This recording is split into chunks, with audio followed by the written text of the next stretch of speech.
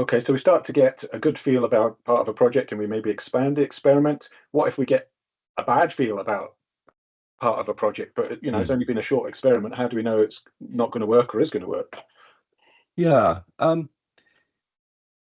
Thinking about a complexity thought leader called Mary Uhl-Bien. Hmm. She talks about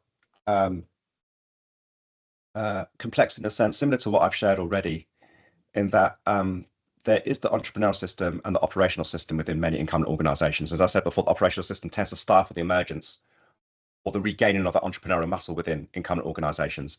But she talks about something called an adaptive space, where those two different worlds come together.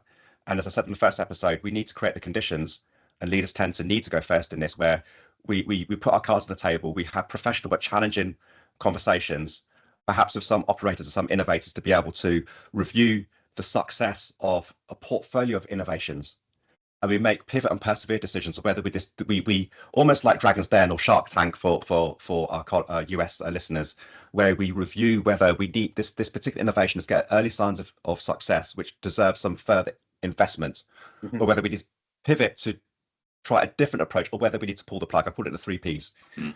Uh, Persevere, pivot, or pull the plug. And we do that collectively in this adaptive space made up of those innovators and those operators.